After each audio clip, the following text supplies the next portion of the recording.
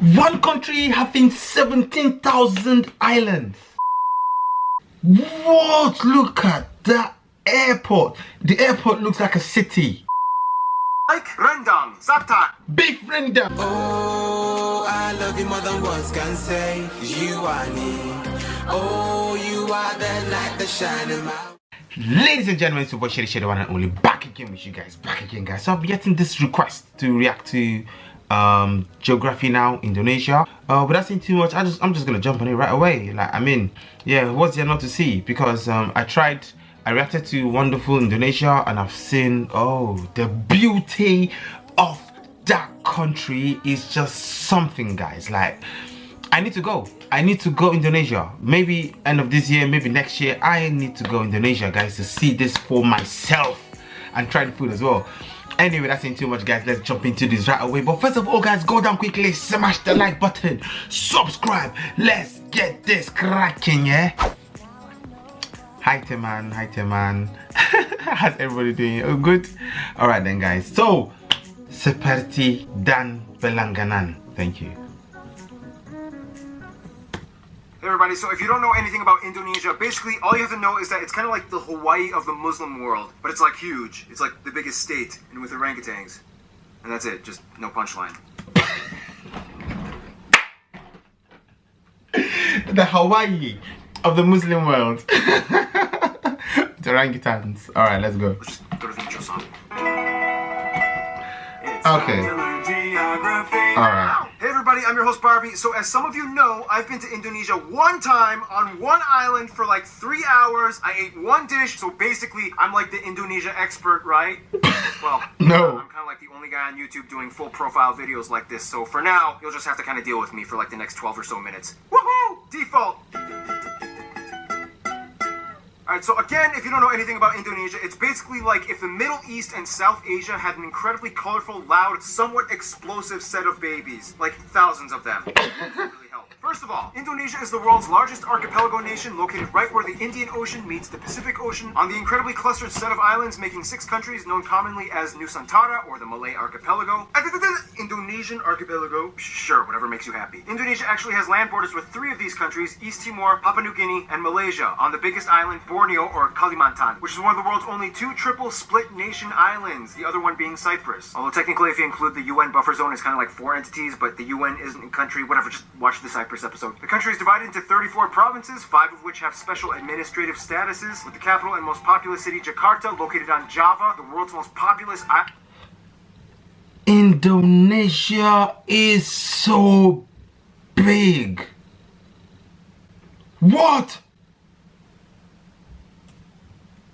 With nearly half of the entire population of Indonesia in it. The largest cities after Jakarta are Surabaya and Bandung, both located on Java Island, and Medan, located on Sumatra. Jakarta Soekarno-Hatta International, Bali's Ngurah Rai International, and whoa! Look at that airport, fam. What? Look at that airport. The airport looks like a city. Hatta International, Bali's Ngurah Rai International in Despansar, and Surabaya's Juanda International. Now here's where things get a little speculative. Today there are still arguments claimed as to exactly how many islands Indonesia has. The National Coordinating Agency for Surveying and Mapping says Indonesia has about 13,500. The National Institute of Aeronautics and Space Agency says that it has about 18,300, whereas the Indonesian government claims about 17,500. But we're one country having 17,000 islands. What? 17,000 islands in one country. Point is, there's a lot of them. Over 8,800 have names, and over 900 of them are permanently inhabited. You would think they are the country with the most islands, but surprisingly, Finland and Canada beat them. But a lot of their islands are kind of like boop-a-doop, little islands in the lakes. So does it really count? I guess. Now let's talk about the 5 special administrative provinces. They are Aceh, Yogyakarta, West Papua and Papua, and the capital Jakarta. Now, no surprise, the capital Jakarta acts as its own political entity. Lots of countries do that. But what about the others? First, Aceh. Aceh is kind of like the black sheep of Indonesia. It's the only province in which Sharia law is fully implemented. Also, they kind of have like a ton of oil, so yeah, they've kind of asserted a very independent ideology that sets them apart as autonomous from the rest of Indonesia. Then you have Yogyakarta, Yogyakarta, which is the only region that is still governed by a pre-colonial monarchy. The Sultan of Yogyakarta, who acts as a hereditary governor. Otherwise, we get the two Papuas, which collectively used to be the province called Irian Jaya, but then in 2003 they got split into two. Basically, this is the place that has the least in common with the rest of Indonesia. It has a culture and background closer to their cousins across the border in Papua New Guinea. So then what? Black people. This is part of Indonesia. Well, long story short, Indonesia was basically like, well, now that we have our full sovereignty, we get everything that the Dutch colonized. But the people of Papua were not too happy. So then Indonesia was like, all right, we'll give you a vote to stay or leave. However, we would strongly implore you to make the right decision. So they voted to stay in. A lot of people complained. There's still some current opposition. And to this day, the area has a relatively high level of autonomy. And the government kind of just leaves them alone, except for when it comes to mining for resources. Oh, and the South Maluku area also kind of has like an independence dispute thing kind of going on, but the major opponents to the Indonesian government are primarily based in the Netherlands. Then you have the strange Riau Islands, which look like they should belong to Malaysia, but they don't, even though they have a strong Malay-derived culture. Then you have the Ambalat Sea Block, which has a ton of oil that both they and Malaysia argue over. So that essentially covers most of the administrative divisions of Indonesia. Some of the most notable spots of interest in Indonesia might include the National Monument and Museum, Royal Keraton na Yogyakarta Palace, Ratu Boko, the Magelang and chicken-shaped churches, Borobudur. What? Chicken what? Take that back. Magelang chicken-shaped church. Why is a church shaped like a chicken? The Magelang and chicken-shaped churches, Borobudur, disputed to be the largest Buddhist temple in the world, Maimun Palace, the Taman Sari Underground Mosque, the Equator Monument, the Pura Ulun Danu Bratan Lake Temples. Yeah, try to say that 5 times fast. Pura Ulun Danu the Batan Lake. The Moani. Wait, I'm gonna say that fast. Take that back a bit. Say that fast.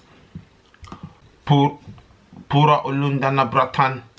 Alun Danit, the Batan Lake, the Millennium Bridge, the Sacred Monkey Temple, the Hellmouth or Elephant Cave, the 7-story pagoda of Cebu, the smoked mummy villages of Aikim and Jiwika in Papua. Or if you're lazy, you can just go to the Taman Mini Indonesia Indah Park, which kind of has like a bunch of replicas of all the famed sites in Indonesia. Oh, and keep in mind, there's Dutch colonial style buildings all over, too many ancient temples and pagodas to list. But no matter how many buildings and landmarks are built, they will never compare to what Mother Nature has done. Which brings us to...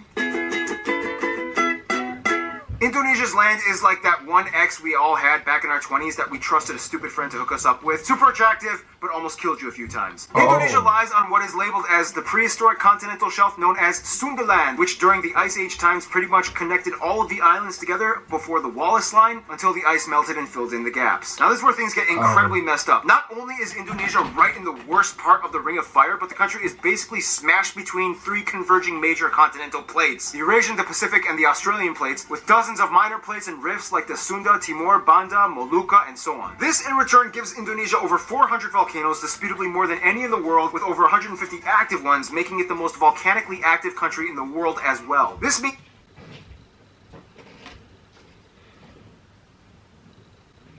Indonesia have everything. They have the oil, they have the people, they have the cultural sites, they have the volcanoes, they have the beautiful attraction, they have the beautiful sites, everything.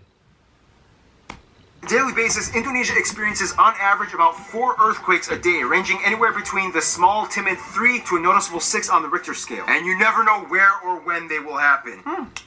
Impressive. Nonetheless, volcanoes can be a good thing, especially when concentrated close to the equator, as the warmer, humid climate allows moisture and minerals to coalesce, creating some of the most fertile land on the planet. This is why places like Hawaii and Iceland are so radically different despite both being volcanic islands. In the end, Indonesia got blessed with a flourishing abundance of flora and fauna, the second highest concentration in the world after Brazil, many of which being endemic species like the Rafflesia arnoldi and the Titan arum, the largest flowers in the world, which each smell like rotting corpses. And at over 180, they also have the highest concentration of mammals out of anywhere in the world. Nonetheless, the national animal is actually a reptile, the largest in the world at 3 meters long, the famous Komodo Dragon, which you can find a bunch of on Komodo Island, which is where they get their name from, and they can kill people. Just a heads up. And this... They kill people. Surprisingly not national animal, even though everybody knows and loves them. The only great ape in Asia, orangutans, are only found on this archipelago as well. By the way, they look docile and quiet, but orangutans can rip off your arm if you anger them. so don't. Otherwise, the largest mountain, Puncak Jaya, is located in the east in Papua. The longest river, the Kapuas, flows on Kalimantan, or Borneo Island, starting in the east, emptying into the South China Sea. The largest lake, as well as the largest volcanic lake in the world, Lake Toba, can be found on Sumatra. This is also the site of the largest speculated volcanic explosive eruption on Earth that essentially created a worldwide volcanic winter. The eruption was so big that you can literally observe ashes from the explosion that went as far as Malawi in East Africa. Remember, guys, Mother Nature is beautiful, but if she wants, she can kill you. Close to Puncak Jaya is Grasberg, the largest gold and copper mine in the world. And on Mount Ijen on Java, which spews out blue lava, all over you can find intrepid sulfur miners that literally go into the base of the volcanic craters, risking health just to get raw sulfur ores. Otherwise, you have other anomalies like the Sidorajo mud volcanoes, the three-colored lake Kelimutu in Flores, and the Kakaban Island jellyfish lake. Too many strange places. To this day, Indonesia is the #1 producer of palm oil, cloves, cinnamon, nutmeg, coconut, and vanilla. Some national dishes might include things like rendang, saptak,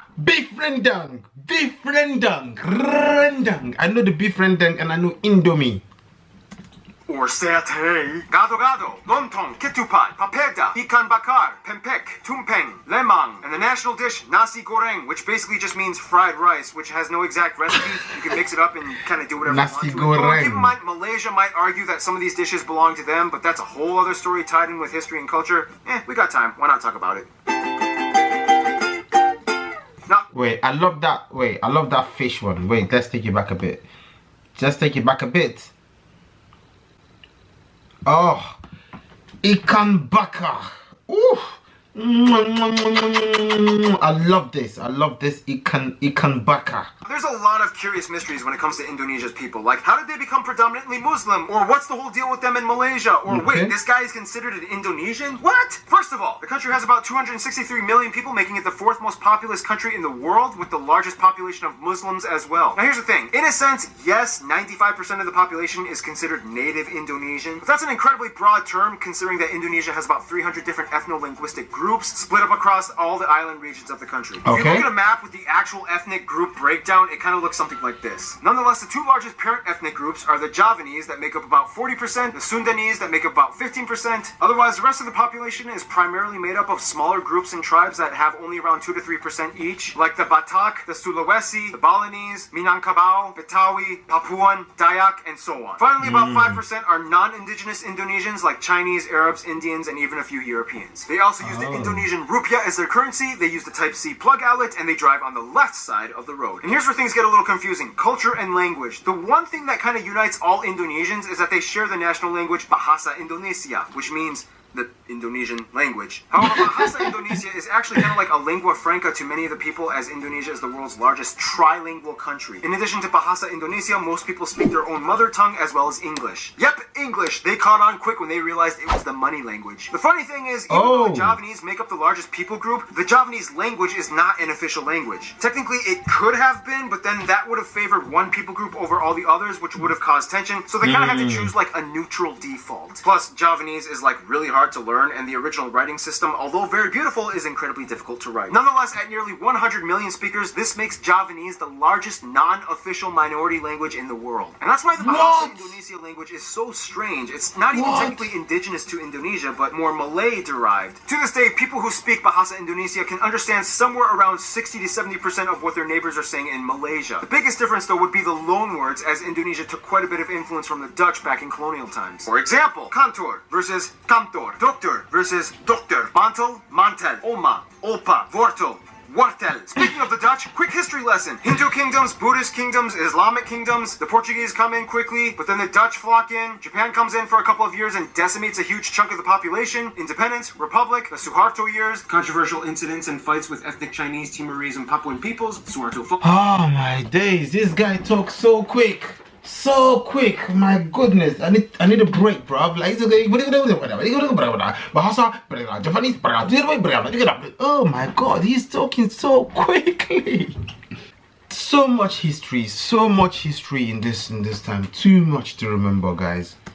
Reformation period begins, and here we are today. In Indonesia, all citizens are required to register under one of 6 recognized religion categories: Islam, Protestant, Catholic, Hindu, Buddhist, and Confucianism. If you don't identify with either, then Sorry. Prior to Islam entering around the 13th century, Indonesia was actually primarily Hindu and Buddhist. It's disputed on how exactly Indonesia became prevalently Muslim. Some people will say that it's because of the Arab traders that came by in the early first millennium. Others will say that maybe it had to do with the Malacca Sultanate conquest that fought against the Hindu and Buddhist kingdoms. And the truth is, both might be right. Inevitably, Bali became like the last sort of haven for whatever Hindus were left. The eastern Nusa Tenggara region and the Papuas remained predominantly Christian as the Dutch and Portuguese shared the gospel. Islamic culture in Indonesia is a little different from what it looks like in the Middle East. For one, most mosques don't have the typical dome structure, and actually many of them resemble Hindu temples, like the Demak Great Mosque. When a family member dies, their relatives might often come together and pray for a whole week, and then again on the 40th day, and then on the year anniversary, and then on the 500th day, and so on. Also, the night before Eid al-Fitr, the youth might gather and go around neighborhoods reciting the takbir. Those are some things you don't really typically find in the Middle East. Clothing modesty customs are pretty loose. Not all Muslim women wear hijabs, however the ones that do might also complement it with Western clothing, like branded t-shirts with skin-tight sleeves and jeans. When I was in Indonesia, I saw a hijab-wearing woman with short sleeves and capri pants exposing her calves. I was like, can they do that? Now, in terms of culture, again, it depends on where you are, and many indigenous peoples still follow ancient traditions. Everything from the Minangkabau candle dance to the gamelan players of Yogyakarta, Wayang Javanese shadow puppetry, Balinese festivals, Sumatran pencak silat martial art tournaments, Kenya motif paintings of the Kalimantan tribes, the deadly Pasola game played by Sumba peoples, Carbang cow racing on Madura Island, the strange burial traditions of the Toraja people, and everywhere you can find those pointy longhouses. Otherwise, some notable people of Indonesian descent might include people like the first president Sukarno, Gada Maja, R.A. Kartini, B.J. Habibie, Iko Uwais, Yaya Nuruhiya. Iko Uwais, take you back, take you back, take you back, take you back.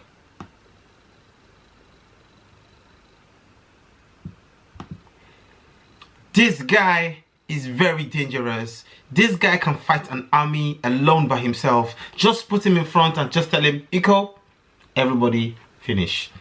What?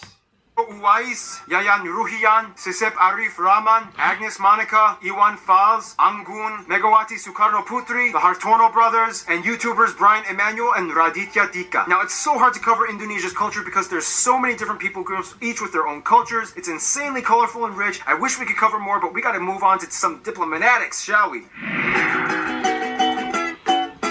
Okay, so Indonesia is basically like the kingpin of Southeast Asia with the largest population and economy, as well as being a member of the G20. Therefore, they know how to manage relations. First of all, the rest of the Muslim nations in the Middle East generally get along with Indonesia as they see them as kind of like their strange Asian cousins. Indonesians make up the largest group of pilgrims for the Hajj in Mecca. However, there has been some controversy with Saudi Arabia in regards to migrant worker abuse and death sentences. Since then, Indonesia dramatically decreased its expat programs. The US, the Netherlands, and Australia are kind of like their biggest non-Asian supporters. In addition to trade and business, the US played a huge role in Indonesia's independence, and they worked closely during Cold War times. The Netherlands still holds close ties to Indonesia despite post-colonial bitterness. Plus, tons of Indonesians live in the Netherlands. To this day, they have the second largest population of Indonesians outside of Indonesia after Malaysia at nearly 2 million. Australia gives some of the most aid to Indonesia, especially after catastrophe incidents. And even though there are some controversies involving immigration and attacks on Australians abroad, they still share close ties generally. Now, Indonesia and Malaysia are kind of like the Colombia and Venezuela of Southeast Asia. They're like the twins separated at birth and have a strange love-hate relationship. Malays accuse Indonesians of stealing their culture and language. Indonesians accuse them of not being grateful for all their help during war times. But when they actually meet up as people, it's like they're totally brothers. Nonetheless, most Indonesians I talked to have said Japan is probably their best friend, which is funny because Japan kind of really messed things up during World War II. Nonetheless, they moved on, and today Japan makes up the largest export partner. Tourists flock in year-round, and the two have been building each other up for over half a century. In conclusion, Indonesia's people are very much like their islands, numerous with lush, colorful, strange diversity. Sometimes a cyclone, earthquake, or volcano of controversy erupts, but at the end of the day, they still flourish together as one. Stay tuned, Iran is coming up next.